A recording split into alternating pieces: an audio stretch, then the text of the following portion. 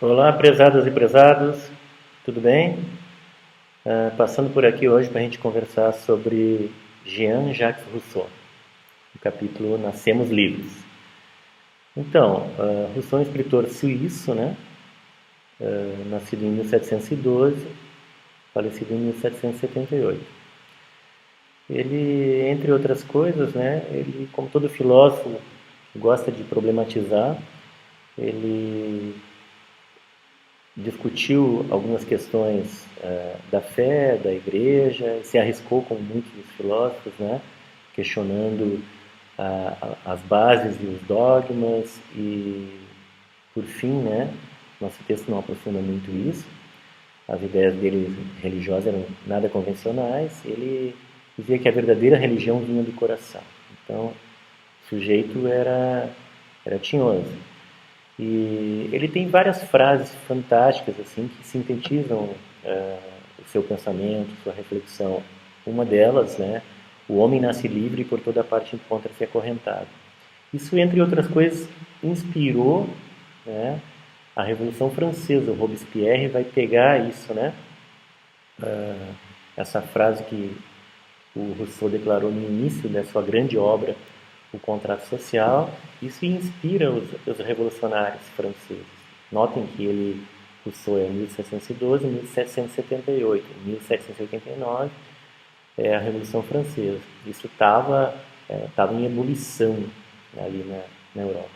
Enfim, só que é bem improvável que Rousseau, né, apoiasse o reinado de terror depois que Robespierre colocou e matou todo mundo na guilhotina. Um banho de sangue, né? Aliás, a gente é ensinado na escola que a Revolução Francesa era uma coisa muito linda, que lutou pela liberdade, pela igualdade, pela fraternidade. Só esquecem de falar que foi um banho de sangue. Foi muita morte, muita tortura, muita maldade envolvida nisso também. Um bom filme, interessantíssimo, é o filme Goya, certo?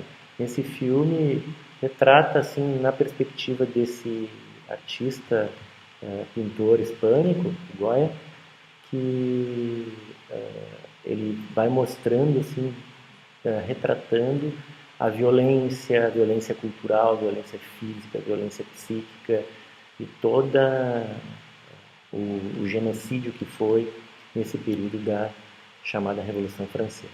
Então é bem interessante. Fica a dica, certo? Goya.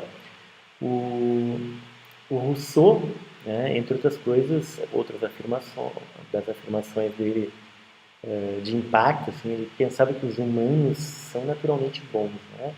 O nosso problema é quando a gente é retirado da natureza e é posto para viver juntos, né?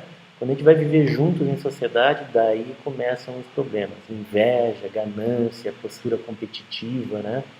E daí a gente perde a nossa nobreza de selvagem. O Rousseau escrevia o humano na natureza como um bom selvagem, né?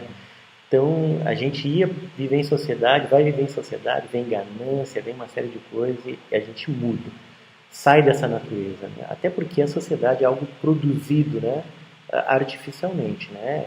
A sociedade ela é produto da cultura, né? Dos humanos se juntam e criam suas sociedades. Apesar desse diagnóstico pesado, Rousseau era um otimista, né? E o livro O Contrato Social, que eu já falei,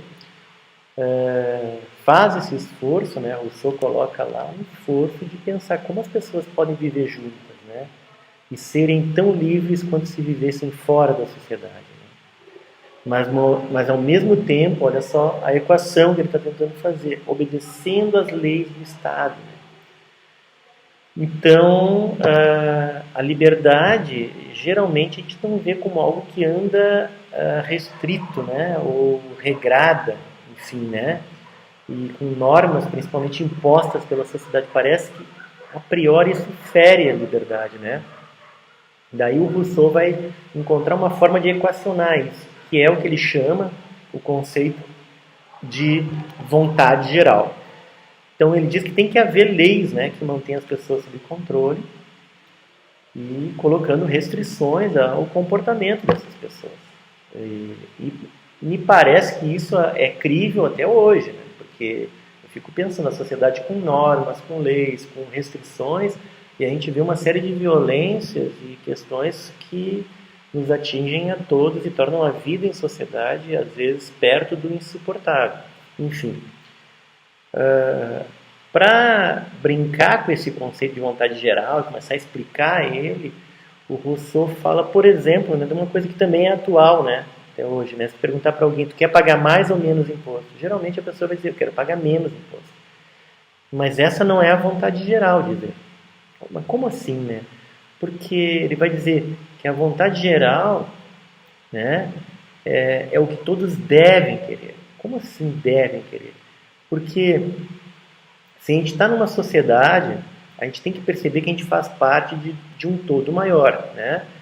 Então a gente tem que entender que se, por exemplo, ele vai usar o exemplo, né?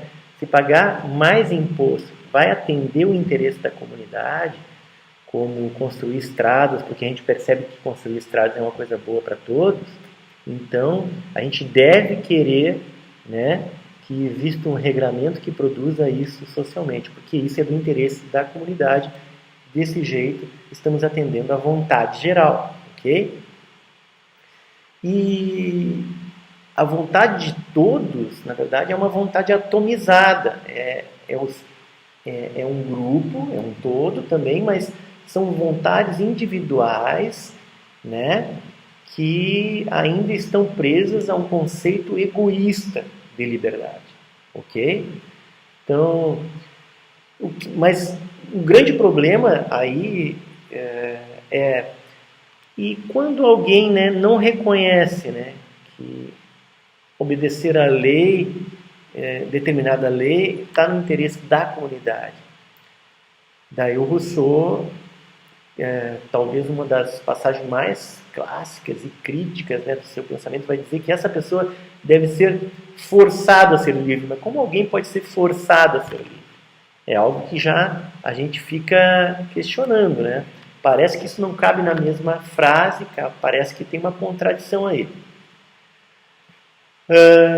E daí ele vai nos colocar, né? É possível fazer uma escolha livre sendo forçado, né? Ou, por exemplo, né? Vocês que estão lendo o texto, né? Você não estaria fazendo uma escolha livre se fosse forçado a ler o restante do livro, não é mesmo?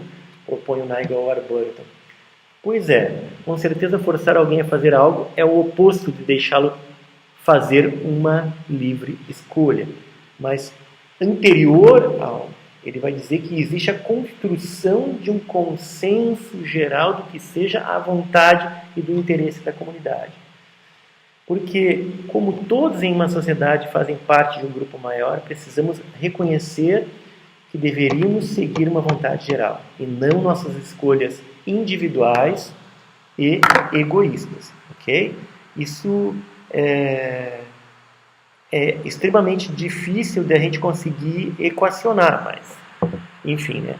Temos que pensar por aí, segundo Rousseau. Senão, estaríamos perdidos.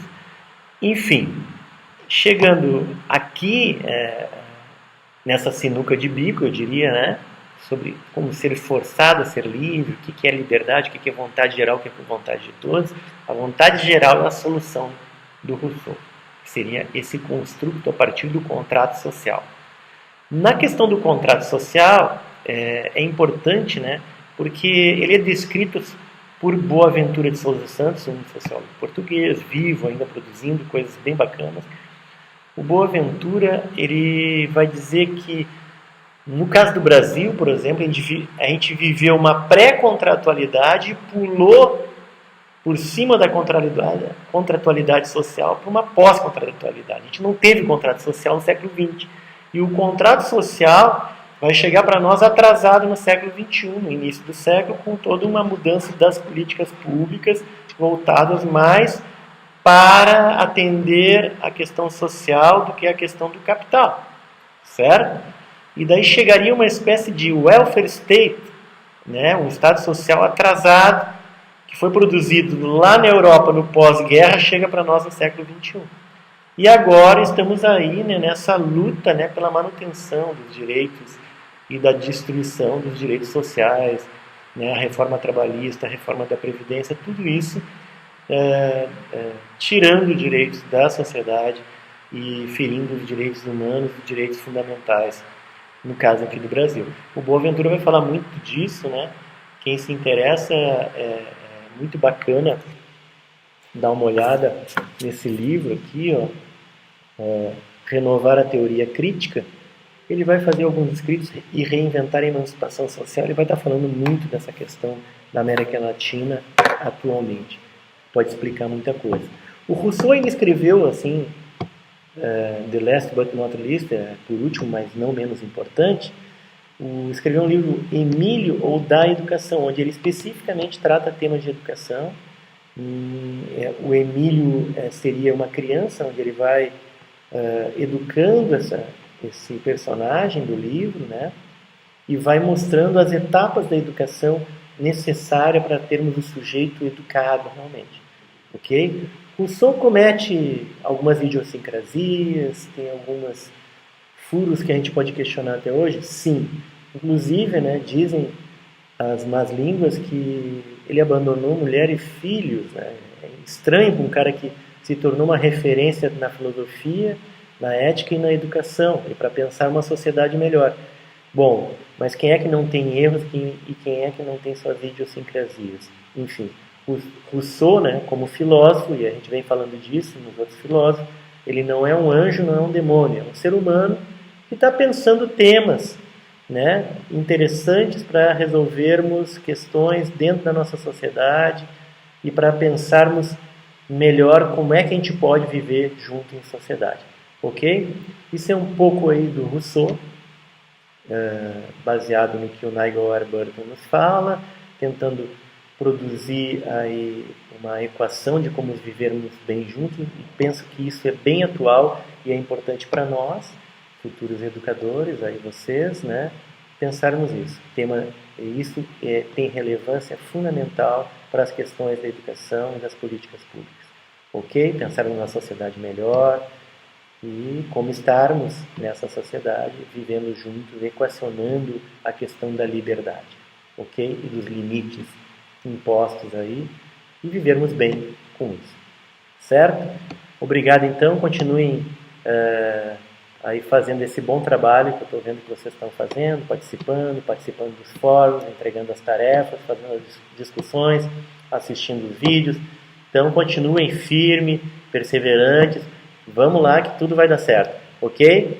Um abraço para vocês, amigas e amigos, prezadas e prezados, e mandem seus comentários aí sobre os vídeos, se está esclarecendo, se está ajudando, como é que isso está funcionando para vocês. Um abração.